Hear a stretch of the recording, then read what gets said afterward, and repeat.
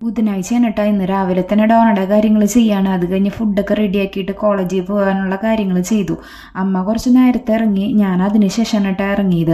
അപ്പോൾ വേഗം തന്നെ റെഡിയായി. റോഡ് പടി നടക്കുന്ന കാരണം കുറച്ച് ദൂരം നടക്കാണ്ട്. ഞാനാണെങ്കിൽ വണ്ടി വേറൊരു സ്ഥലത്താണ് വെച്ചേക്കണത്, പരിചയമുള്ളൊരു വീട്ടിൽ. അപ്പോൾ അവിടെ പോയി വണ്ടി എടുത്തിട്ട് വേണം കേട്ടോ പോകാനായിട്ട്. അപ്പോൾ വേഗം നടന്നില്ലെങ്കിൽ ബസ് കിട്ടില്ലെങ്കിൽ പിന്നെ നേരം വൈകിയ പിന്നെ അറ്റൻഡൻസ് ഒക്കെ പോകും കേട്ടോ.